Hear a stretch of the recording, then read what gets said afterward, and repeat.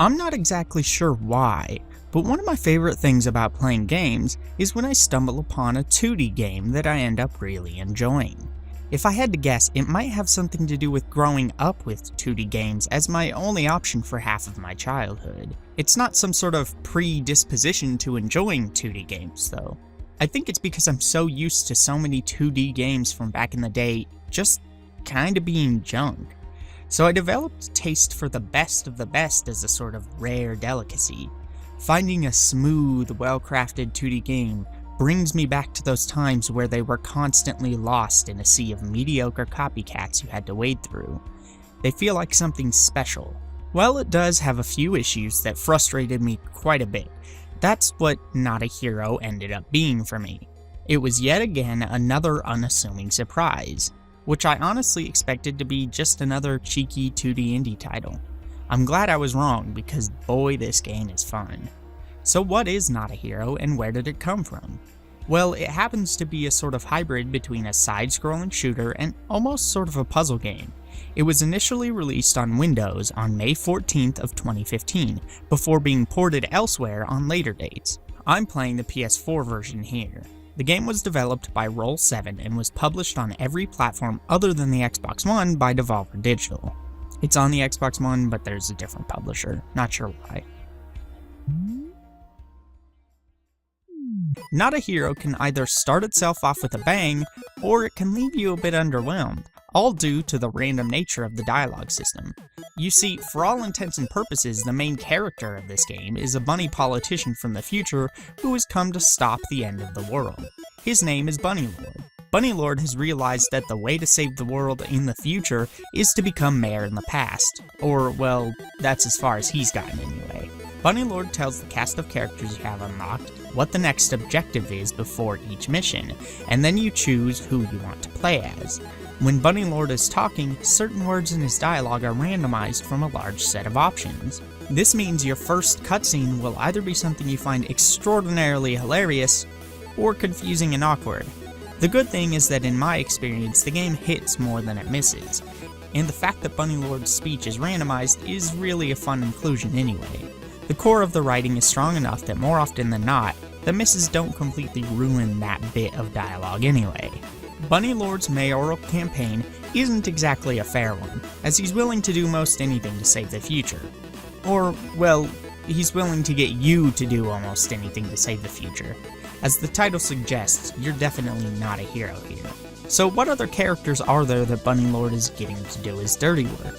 Besides each having different personalities brought through the quips they'll say, the accents they possess, and the animations they'll perform, the 9 characters all mainly differ through their weapon selection and other stats like running speed. Steve is the character you start with. Steve uses a single pistol with a moderate clip size, speed, etc. He's really the basic one of the group. Cletus is next, and he's a bit slower than Steve overall. He's more of a powerhouse, however, owing to his massive shotgun, which can even turn doors into weapons by blowing them off their hinges. His clip size is much smaller than Steve's, and his reloads aren't the fastest by a long shot. Samantha is the first female choice in the selection. She's also a rather average character in most ways, with her claim to fame being that she makes up for her smaller clip and weaker accuracy through the ability to reload and shoot while she's moving. Jesus is a sex machine, whose SMG fires quickly and has a large clip. Innuendo. He runs really quickly compared to most, and can perform executions while moving. Mike is my preferred character. He's fast, he's powerful, and while he can only shoot his short-range shotgun twice before his painfully long reload comes into play, Mike can also execute enemies completely silently. Stanley is slow and inaccurate, but to make up for this, his rifle is quick and powerful, with really fast executions. Clive is the James Bond gone wrong of the group. His dual pistols are decently strong, but not as strong as his slide, which can bash down doors. He can also shoot and run. Clive is one of a few unique characters who cannot pick up special weapon power-ups either. Instead, they're replaced with the ability to shoot his pistols in both directions simultaneously. Ronald Justice comes after that. He's extremely swift in most actions, but his gun is nothing special. What makes Ronald interesting is that he can use his Hammer of Justice to instantly kill basically any enemy. This ability replaces his ability to use special weapon power-ups as well, and is limited to a certain amount of uses. You can regain uses by picking up power-ups or by executing enemies. Finally, Kimmy is super quick and highly inaccurate. She too has a special ability which replaces her ability to use special weapon power-ups. Kimmy always has her katana by her side, which works just like Ronald's hammer. However, Kimmy is also able to keep shooting while she's executing an enemy. The variety in the cast enables the game to not only have a lot of replay value, but it also accommodates a lot of different playstyles for people who might like to specialize in different ways. Not a Hero doesn't stop there when it comes to its mechanical variety though. Whether we're talking mission objectives, enemy types, level structure, environmental hazards, power-ups, there's a lot to this game. First off, every character also has access to a few universal mechanics. The most immediately useful would undoubtedly be the slide. Sliding allows the player to cover a long distance in a short amount of time. Sliding also is the core to initiating the other two universal mechanics, which are the execution and taking cover.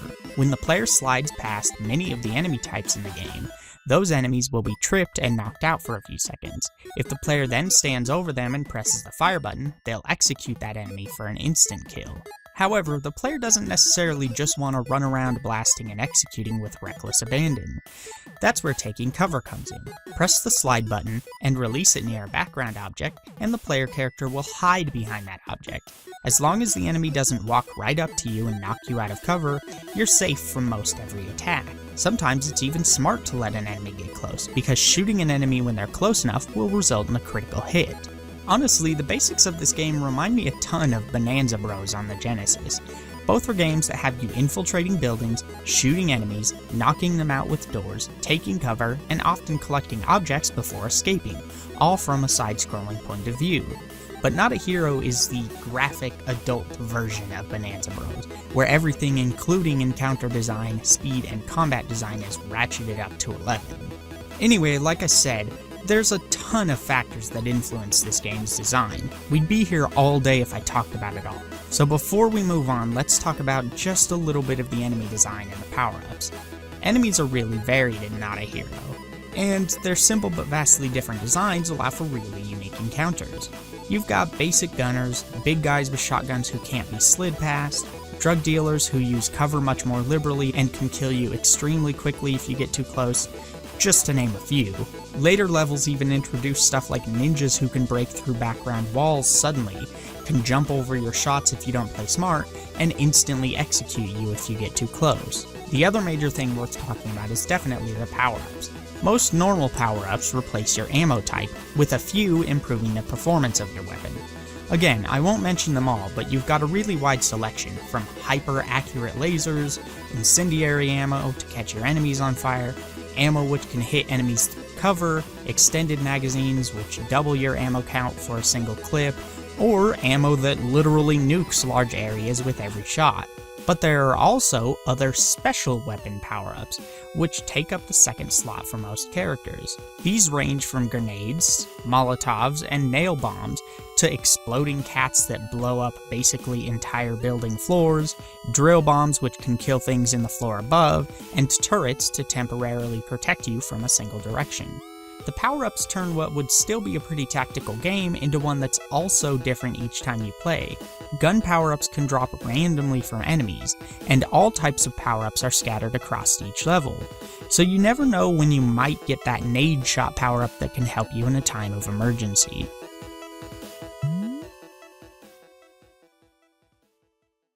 Each level in Not a Hero is generally a series of buildings in one of 3 areas of the city. Besides making it through the buildings alive while killing basically everyone you see, the goals of each mission can be anything from stealing a randomized object, to rescuing hostages, to escorting an old lady to a specific floor of the building. Meanwhile, each mission has 3 side objectives, all of which need to be completed for the best ending.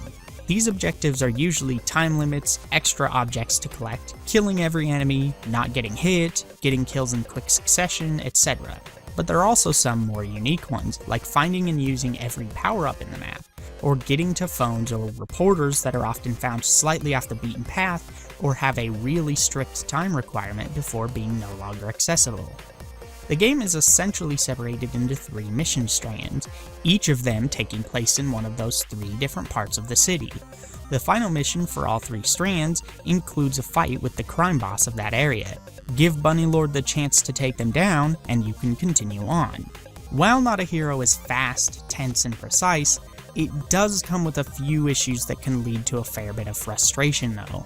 There are 4 main problems, 3 of which are control issues that can force the player to tiptoe around the buttons if they want to 100% complete the game.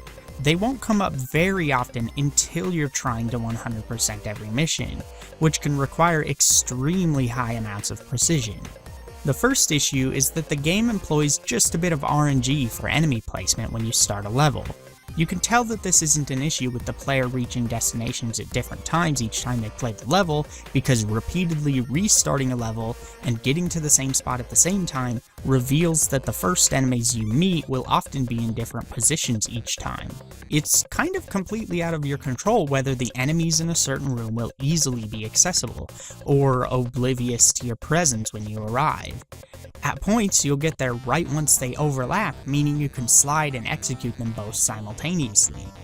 Other times, one of them will be facing you halfway across the room, forcing you to be seen, probably getting you shot, and alerting everyone else in the room next door. It sucks to have to wait for this RNG to resituate itself, particularly when the level is on a timer. The second oversight the player might have to contend with is one I actually can't explain. For some reason, sometimes the player character will randomly decide to shoot in the opposite direction that he's facing when you press the button. It's not like the bullets just go in the wrong direction, your whole character sprite turns around and fires. In many cases, this can straight up mean life or death. I've died to this issue dozens of times. Granted, levels rarely take more than a couple of minutes to complete, and it doesn't happen so often that it by itself makes the game unplayable. But it happens just enough that it can leave you unsure and uncomfortable each time you fire your weapon, even if just a bit. The third problem is one you can get used to, but still requires a more complex maneuver on the controller to pull off than it probably should. As stated before, to get into cover, the player needs to slide until they reach the edge of an object. This will automatically put the player safely in the background. To turn around while in cover, the player needs to tap left or right briefly. To get out of cover, you need to simply press left or right for a few frames longer than that. You can probably already see the problem forming. If you hold left or right for just a frame too long while entering cover, your character will often decide to pop right back out of cover, leaving you open. Technically, you shouldn't actually be holding left or right when you slide. There's no need, and if you learn to let go of left or right when sliding, you'll always get behind cover properly. But in such a frenetic and insanely precise game, it's harder than you'd think to remember to not press your 2 core direction movement buttons whenever you want to slide behind cover. I'm not sure how one would fix this issue without hurting the player in other moments. You could make the game ignore left or right inputs for a few frames after they enter cover, but if you do that, then the player might not be able to escape enemies that get too close. Not to mention, for a fraction of a second, they wouldn't be able to turn around when they get into cover. Finally, a similar issue to the previous one seems to exist when trying to execute enemies, but the issue is reversed. Sometimes when trying to execute an enemy, since executions use the fire button, your character will decide to fire their weapon forward instead of doing the execution. This is particularly frustrating in levels with hostages, where alerting the person guarding the hostage automatically means the hostage is then killed. So sliding through a guard one room over to silently execute them, only to fire a shotgun blast that alerts everyone instead, yeah, that sucks.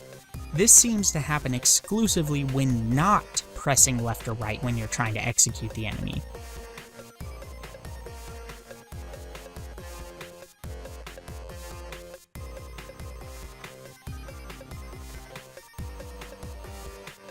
I'm not 100% sure about that, but it genuinely feels like the player only misfires instead if they stop pressing left or right directly before pressing the fire button. These problems don't sound too annoying on their own, but it's the combination of them, compounded with the design of the game as a whole, that makes them frustrating. This is a game like Super Meat Boy, where it's all about hyper-precise, swift movement, and quick iteration times when you fail. This tends to get the player to fall into a rhythm, and having one or more of these issues rear their heads while you're in the zone, and having them then completely destroy a few attempts in a row, can quickly demoralize the player. This leads to sloppier play and more issues. It snowballs into more stupid decisions that only make success more difficult to obtain. It's not like these problems make the game unplayable or anything like that, not even close. But if you're going for 100% completion, it's just a little bit annoying, because some of these levels are really difficult. There are two other minor things that the player needs to be aware of if they want to complete this game in its entirety. First, just be aware that you're not invincible when entering the doors to secret levels. Not a big thing whatsoever, but it's worth noting. Which, by the way, I so wish you could play the whole game as the ghost character from the super secret level. That would have been the best unlockable for 100% completion. Secondly, and this isn't an issue so much as an observation, some power-ups are actually detrimental depending on your currently selected character. Likewise, some characters are also extra good with certain power-ups. For example, my favorite character, Mike, can only shoot twice before reloading, and his reload is rather long. So the Speed Loader power-up, which is the only infinite power-up that stays with you until you replace it, is almost always preferred to any other power-up when using him. It, in conjunction with his silent executions and fast speed, kind of makes him overpowered. But I've also found that stuff like the ricochet shot or the laser shot are all but useless with Mike, unless you're only against the most basic enemies or in very specific circumstances. So be wary of the skills and weaknesses your character has, and realize that it's not always best to pick up a new power-up.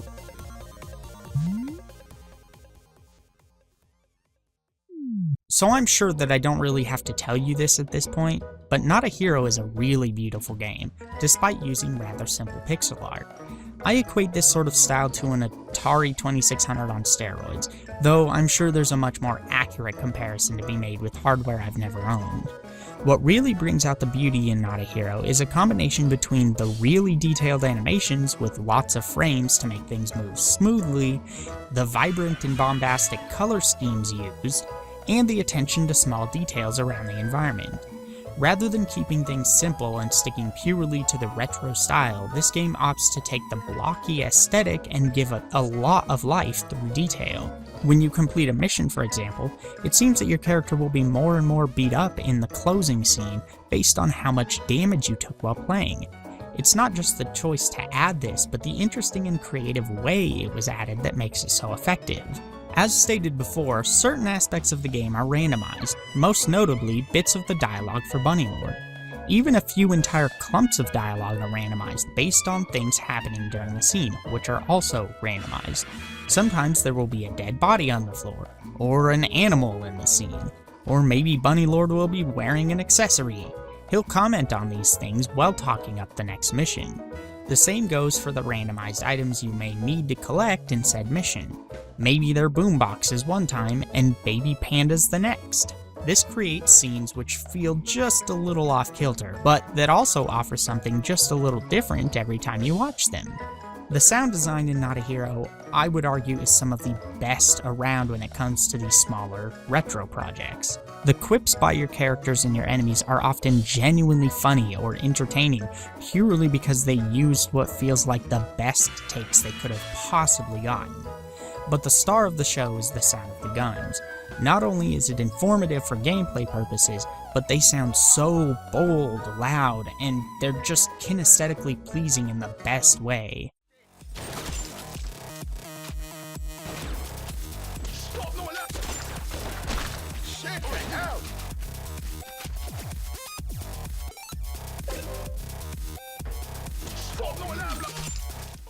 The music complements this excellent sound design just as well, and really made failing and retrying these missions sometimes 50 times or more for 100% more than bearable.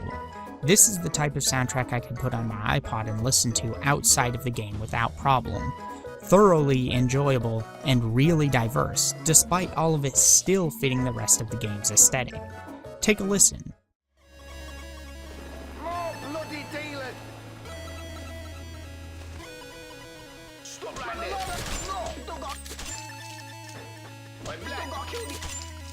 You're gonna die. St. Helens, born and bred.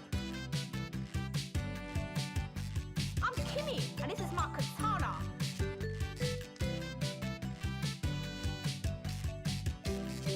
I think I met.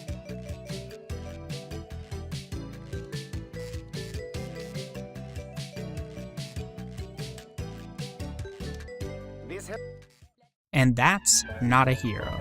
I don't know how well this game sold. I know it got some pretty great scores, which I think it more than deserved, but it's surprisingly hard to find guides and stuff on it too. I'm hoping that it did well enough that there's a sequel somewhere on the horizon. If they can find a way to fix these few issues I mentioned, I wouldn't even care if it was otherwise the same game with new levels. I would eat that up. If you haven't tried it, and you want a game that you can really sink your teeth into for around 6 to 10 or so hours for 100% completion, I can't recommend this game more.